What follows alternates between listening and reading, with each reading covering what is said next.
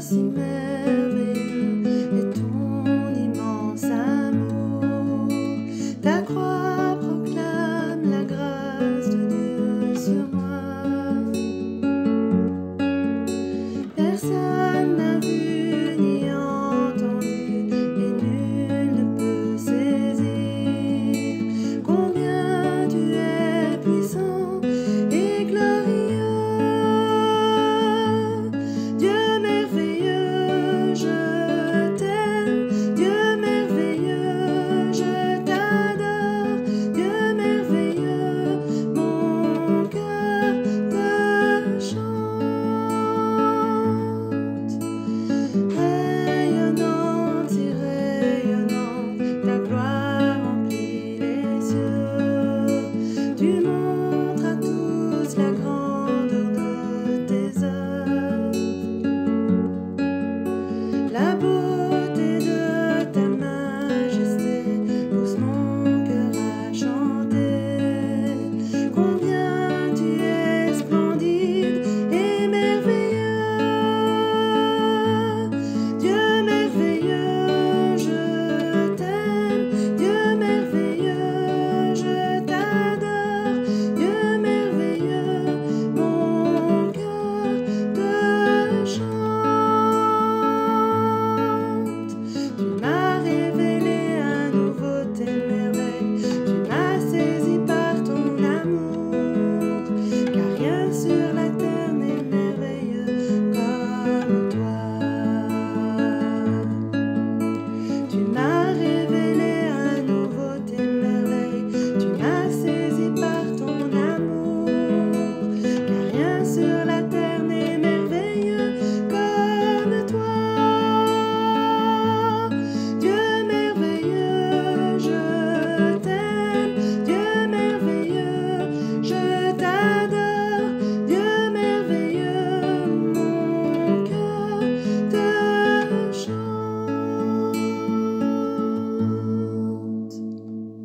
Justice et peccator. Mais qu'est-ce qu'il nous raconte là? C'est quoi ces mots? C'est un mot qui était fréquemment utilisé à l'époque du début du christianisme. Justice pour le pécheur. À l'époque, on zigouillait facilement les gens, hein. Les Césars n'avaient que faire de la vie des gens. Et ces chrétiens étaient souvent persécutés pour leur foi, leur sérieux, leur engagement. Alors, justice. Justice, c'est mise à mort. Mais Dieu veille au grain. Il fallait de la justice pour le pécheur. Le pécheur, c'est celui qui est condamné. Et la condamnation qui pèse sur le pécheur, que nous sommes tous au départ de notre existence, a besoin d'être gracié. Justice et peccator. Justice pour le pécheur. Oh, Martin Luther, l'homme de Dieu allemand, le réformateur allemand, qu'est-ce qu'il aimait prêcher sur ce sujet? Vous êtes pécheur. Lui était catholique, hein, il sait ce que ça veut dire. Mais il a la grâce, la miséricorde. Il y a le pardon. Tout ça est compris dans cette phrase. Justice, tu mérites la mort. Mais peccator, tu as la vie dans le Christ Jésus. Ne prenez pas votre Bible, sinon vous allez perdre du temps à chercher en même temps que moi, mais je vais aller ici lire 32, 1, psaume 32, verset 1. Heureux celui à qui la transgression est remise, à qui le péché est pardonné. Lorsqu'on a commis une faute ou quelque chose qui a créé un conflit, par exemple, ou une dispute à l'école, ça c'est des choses qui arrivent, hein. Et puis lorsqu'on prend la décision de dire, bon, je vais arranger les bidons, je vais demander pardon, m'excuser, sérieusement, on va s'excuser, on demande pardon. Et l'autre, il dit, c'est bien, je t'ai pardonné, va, j'en ai fait pire que toi. On est bien. On est bien. Il m'a pardonné. Mais lorsqu'on réfléchit à Dieu, on se dit, mais Dieu, enfin, si tu existes, avec tout ce que j'ai déjà fait dans ma vie, mais je mérite l'enfer, quoi.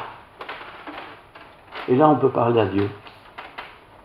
La loi, c'est la loi de justice, c'est la mort.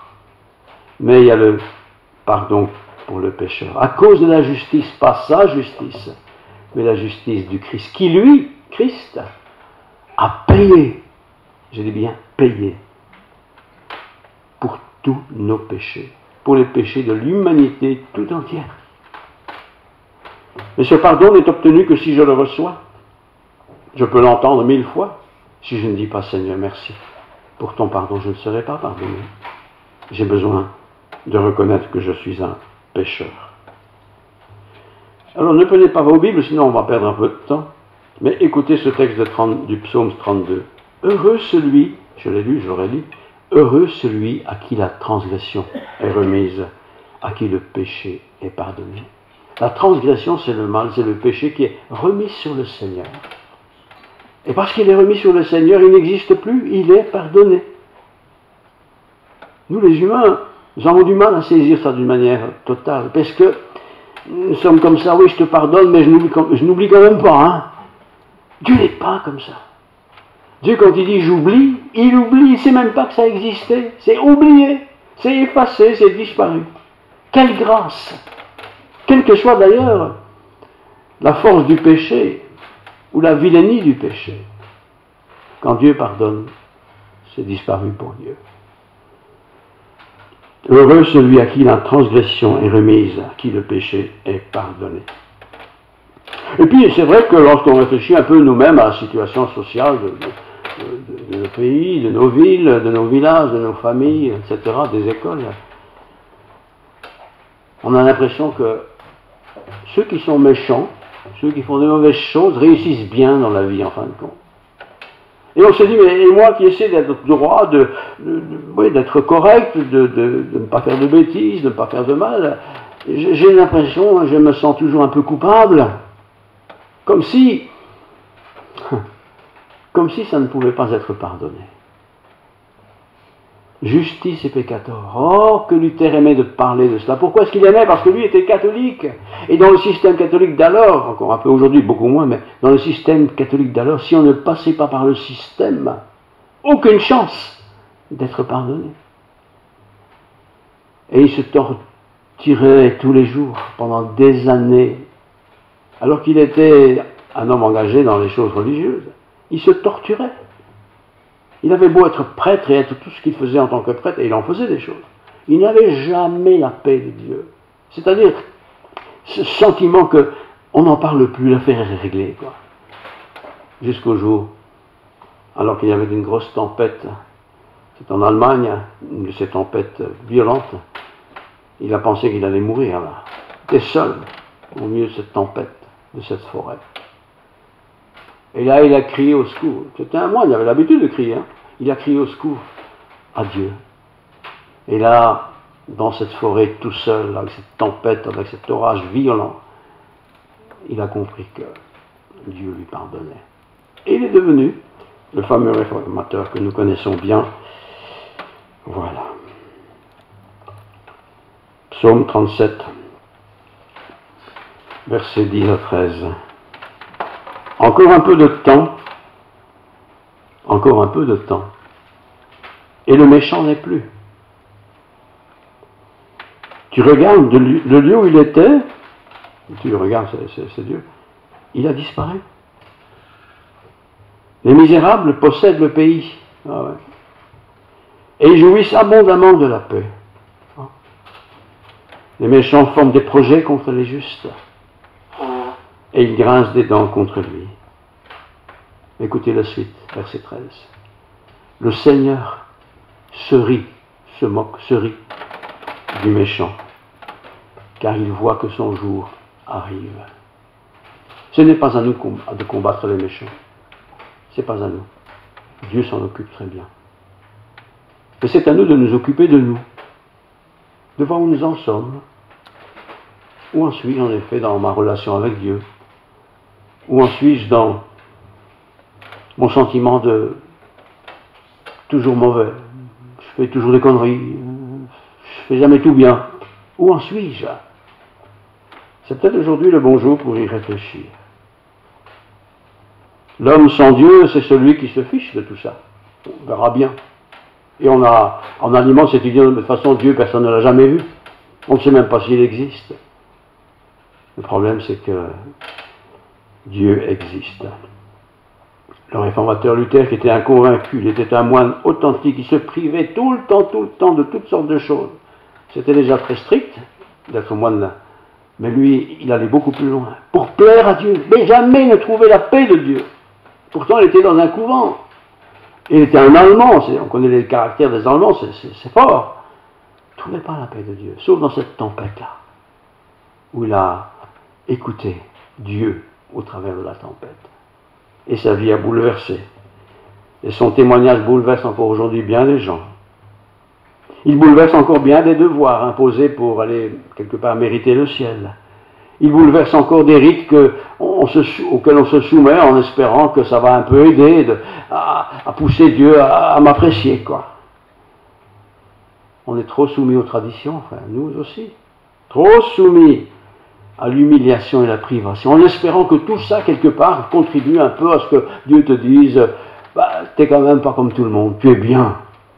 Mais personne n'est bien, selon les critères de Dieu. Mais Dieu aime chaque être humain. Et il veut que tous les humains soient dans son royaume. Mais pour ça, il y a un chemin, vous l'aurez deviné, c'est le chemin du salut obtenu en Jésus-Christ. J'aimerais ce matin rappeler des choses que vous connaissez, forcément on les connaît, mais j'aimerais quand même les rappeler pour notre bien à nous, pour que notre certitude, notre foi, soit dans une certitude biblique et pas simplement, oui peut-être je verrai bien, j'espère que, j'ai entendu certainement de foi. Acte 4, prenez pas votre Bible, écoutez simplement. Acte 4, 13. Lorsqu'ils virent l'assurance de Pierre et de Jean, les apôtres, ils furent étonnés, sachant qu'ils étaient des hommes du peuple sans instruction. Ce n'étaient pas des universitaires, ce n'étaient pas des savants, c'était des gens comme vous et moi. Des hommes du peuple sans instruction, et il est reconnu pour avoir été avec Jésus. Mais comme il voyait là près de l'homme qui avait été guéri, une guérison, il n'avait rien à répliquer. En fond de leur attitude, on ne peut rien leur dire. Il leur ordonnait de sortir du Sanhédrin. Le Sanhédrin, c'est le lieu de discussion des chefs religieux. Allez, sortez. Et ils délibérèrent entre eux en disant, que ferons-nous de ces hommes? On demande à des religieux de juger des hommes. C'est plutôt à la loi civile à faire ça. Car il est manifeste pour tous les habitants de Jérusalem, et voilà le témoignage, qu'un miracle signalé a été accompli par eux. Et nous ne pouvons pas le nier. Nous ne pouvons pas le nier. Fallait-il que leur témoignage soit fort?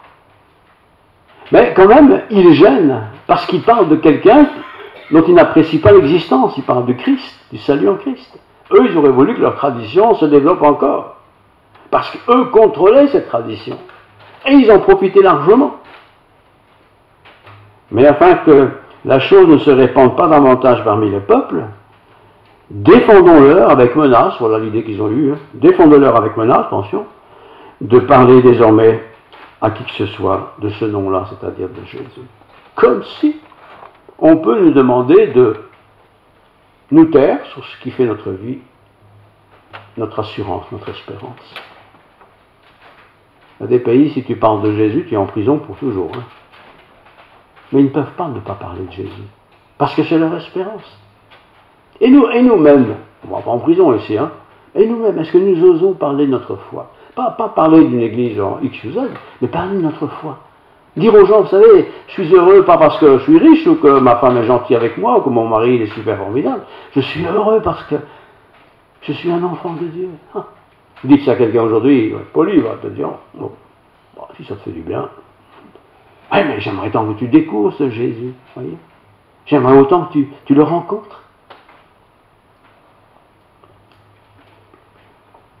Luther aimait parler de ce sujet, je l'ai dit, je le répète.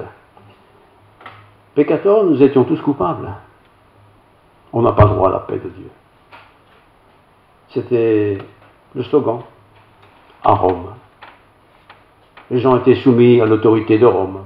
Si tu étais bien soumis, la vie est belle pour toi. Mais ne viens pas avec un autre chef. L'autre chef, c'était le Christ.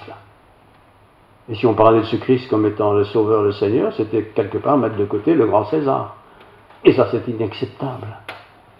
Combien de gens sont passés au bûcher? Combien de gens sont morts parce que simplement ils avaient osé dire qu'ils croyaient en un Dieu créateur, Sauveur et Seigneur.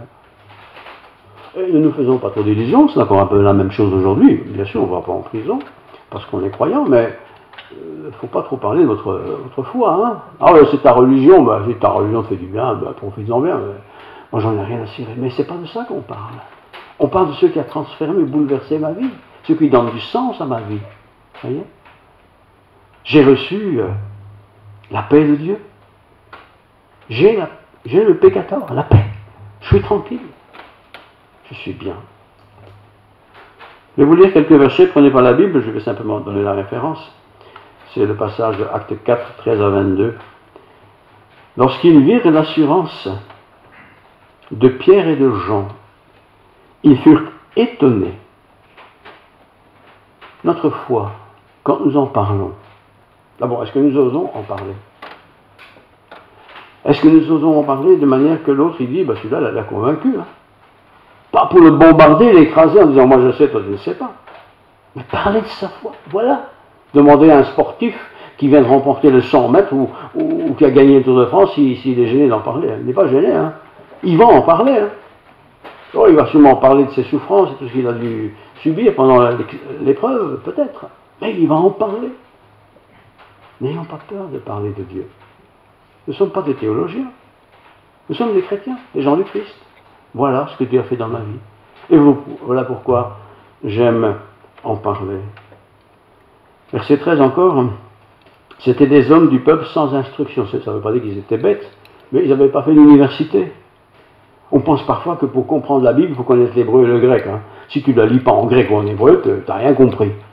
Mais non, il y a des traductions. Il y a même, comme je l'ai lu tout à l'heure, une transcription moderne pour qu'on comprenne encore mieux. C'est important. Et puis, notre témoignage, je parle à mon voisin, à quelqu'un, je parle avec mes mots à moi. Je parle de mon expérience. La foi en Christ donne de l'assurance. Les fruits de la vie en Christ sont visibles.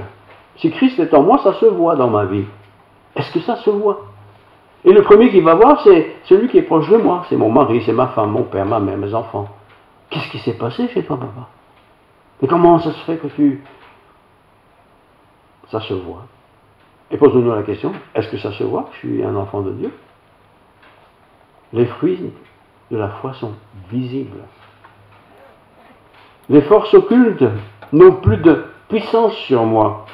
Vous lisez le verset 15. Ils leur ordonnèrent de sortir du Sanhédrin et ils délibérèrent entre eux disant, que ferons-nous de ces hommes-là? Parce qu'ils les considéraient comme des gens occultes, mais c'était eux qui étaient dans le noir, dans le sombre, dans la déviance. Eux, les chefs. Alors vous dégagez. Vous dégagez. Justice et pécateur, justice pour le pécheur. Quand Dieu m'a pardonné, je le sais, parce qu'avant je me sentais coupable, je n'arrivais jamais à avoir la paix de Dieu. Il y avait toujours quelque chose qui ne tournait pas rond, quoi. Il y a encore des choses qui ne tournent pas rond, pas grave. Je sais que je suis justifié à cause du Christ. À cause du Christ, quand je le reçois, ce Christ, il me donne son Saint-Esprit. Il me donne même d'être assis à sa droite, déjà dans le ciel. Je suis encore ici, hein, mais je suis déjà dans le ciel. Quel bonheur, quelle joie, quelle grâce. Dieu s'est occupé lui-même de mes ennemis. L'ennemi, c'est peut-être celui qui m'a toujours empêché d'accepter Christ. Mais c'est le problème de Dieu, ça, c'est pas le mien. Voilà. L'Éternel, quelque part, quand j'ai donné ma vie à lui, a étendu son sceptre. Gracié. Hop, tu es libre. Tu es libre du péché. Fini. Le péché n'a plus de pouvoir sur toi. Il est toujours là, mais il n'a plus de pouvoir sur toi. Tu es libéré. Alors, quel que soit notre péché, parce que nous ne sommes quand même encore pas tous parfaits, quel que soit notre péché, n'ayons pas peur de ce péché, parce que Dieu l'a pris sur lui. Et si j'ai encore ce péché, il l'a déjà effacé. Effacé. Tout ça par amour pour moi. Justice pour le pécheur. Justice pour celui qui était perdu. Justus et peccator. Voilà ce que Luther, je le dis encore une fois, aimait prêcher. Justice pour moi, justice pour le prochain. Le prochain, c'est celui qui est proche de moi. C'est mes enfants, c'est mes parents, ma femme, mon mari, mon collègue de travail. Peut-être il se fout de tout ça. Mais il me voit vivre. Et je dis, mais pourquoi j'y fais comme ça? Pourquoi tu es toujours sympa? Pourquoi tu es cool? Pourquoi tu pardonnes? Enfin, toutes ces choses-là, quoi. C'est des choses fondamentales, dans le fond. Mais ça se voit, ça se sent. Et l'autre se pose des questions. Parce que l'autre, il n'arrête pas de bouder, ça fait 20 ans qu'il boude. Qu'il veut pas se réconcilier avec sa femme, avec son mari. Et 10 ans. Il ne se parle plus, ça fait 15 jours. Non mais quoi? Et lui, mon collègue, là, il passe au-dessus de tout ça. Il est comme moi, mais il passe au-dessus de tout ça. Pourquoi? Parce que Dieu l'a justifié lui-même. Et c'est pour ça que je dis que Luther aimait vraiment parler de ce sujet. La masse des gens étaient de la religion catholique, universelle, avec toutes ces obligations. Il faut faire ça le lundi, il faut faire ça le mardi, le 1er janvier, 31 décembre. Il y a une foule de choses que les gens devaient faire. Et au bout du compte, ils n'étaient même pas sûrs d'aller au ciel. Parce qu'il faut encore recevoir l'extrême onction. Et ça n'était pas toujours accordé, vous voyez? Non, avec Christ, c'est très différent. Très, très différent. Avez-vous la foi? Donc, ici ce matin. Pas la foi dans une religion, bien sûr. La foi dans l'œuvre du Christ Jésus. Dieu a tant aimé le monde. Évangile de Jean, chapitre 3, verset 7. Dieu a tant aimé le monde. On sent dans ce verset l'étendue de l'amour de Dieu. Donc Dieu a tant aimé le monde, sa création, ses créatures, qu'il a donné son grand château en Espagne, afin que tous ceux qui font pèlerinage dans ce château soient sauvés. C'est pas ça que Dieu a fait. Il nous a tant aimé qu'il a donné son Fils, le Christ Jésus. Et en mourant sur la croix et en étant ressuscité, et qu'il est monté au ciel et qu'il nous prépare une place, tout le programme est pour nous. J'accepte ça. Oui, j'accepte. Bien sûr que je l'accepte. Mais pas seulement intellectuellement. Intellectuellement, je l'accepte, mais je l'accepte aussi dans ma vie. Alors, c'est sûr, on a à peine décidé d'accepter ça que paf, on a déjà commis un péché. C'est effrayant. On a déjà jalousé le voisin qui venait de tomber, là. On a déjà râlé sur son fils, sa fille, son père, sa mère. Mais c'est pas croyable, ça. Ben oui. Nous sommes graciés, mais nous restons encore des pécheurs. Mais petit à petit, voilà, en marchant avec le Seigneur, on se sanctifie. Sanctifier, c'est devenir plus saint. Pas avec une auréole sur la tête, mais plus saint selon les critères de Dieu. Et au plus j'ai été pardonné, au plus je peux facilement pardonner les autres. C'est important de se pardonner aussi. Pas de dire, ça y est, t'es un bon, toi t'es le meilleur que les autres, mais se pardonner. Il y a des choses qu'on n'arrive pas à se pardonner, hein. Pourtant il faut aussi les confesser et se laisser pardonner par le Seigneur. Alors certains vous diront, oui, je comprends bien, mais quand même, je n'arrive pas.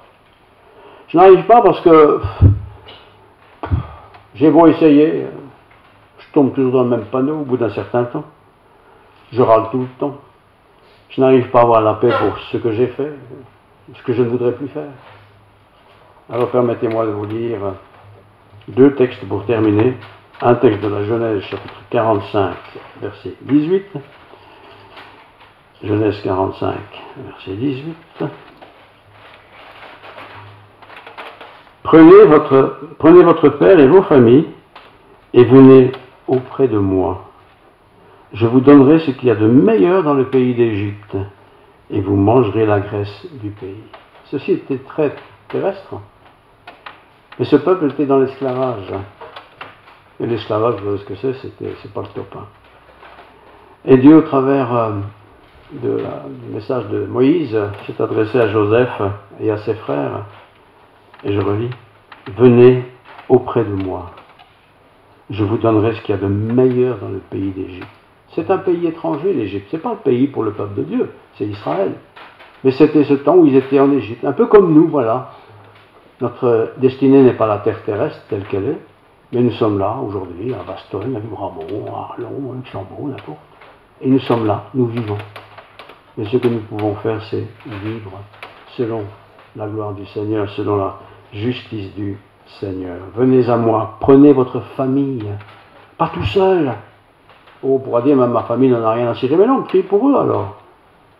Sois un modèle, donne-leur envie. Et il peut se passer de grandes choses. Matthieu 11, 28, écoutez maintenant, je termine avec ça. Matthieu 11, 28.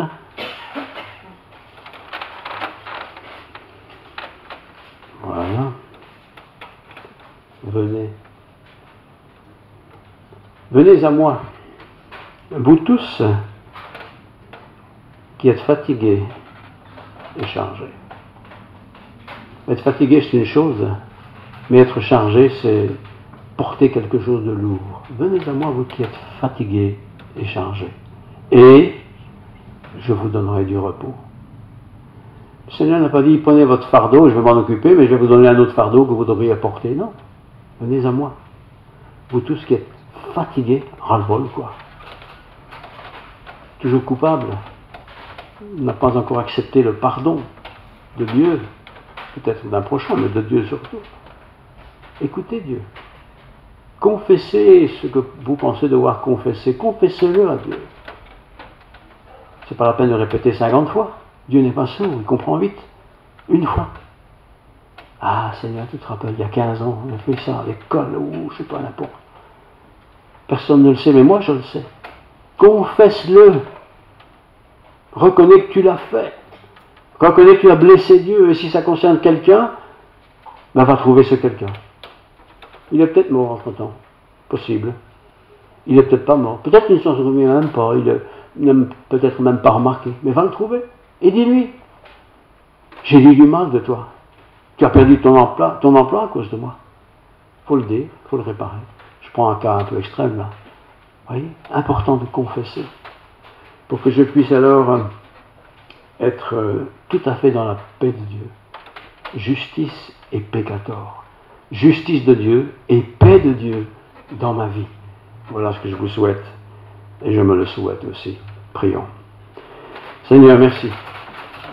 Merci parce que nous pouvons en toute confiance lire ta parole, voir les exemples des uns et des autres qui nous ont été racontés dans ces textes, mais aussi surtout, Seigneur, voir ce que toi tu as fait. Oh, tu aurais pu condamner tout le monde, parce que tous étaient méchants, les soldats, les autorités, même les disciples. Mais tu l'as dit à ton Père, et nous l'avons reçu dans ta parole, ils ne savent pas ce qu'ils font. Ils n'en connaissent pas la portée, ils n'en connaissent pas l'étendue.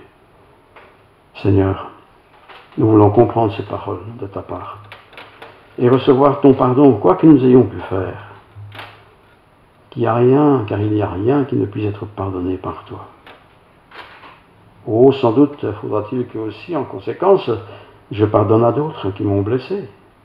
Eh bien, je veux pardonner, Seigneur, comme tu m'as pardonné.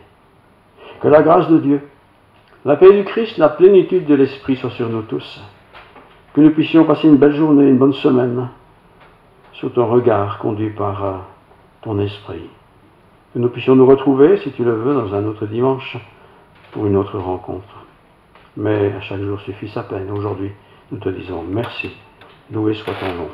Amen. Amen.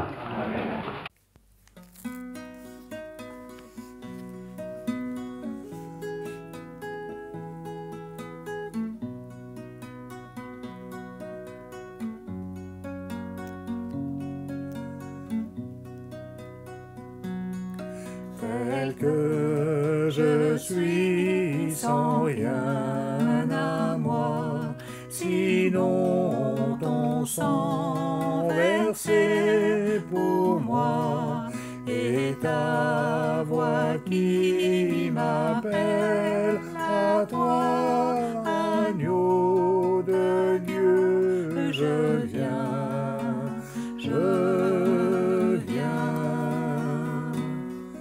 Tel que je suis bien vacillant, en proie au doute à chaque instant, plutôt dehors craint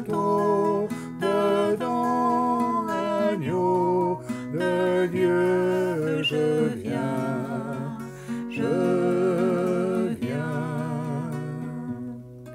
tel que je suis, ton cœur est prêt à prendre le mien tel qu'il est, pour tout changer, Sauveur, parfait agneau de Dieu, je viens,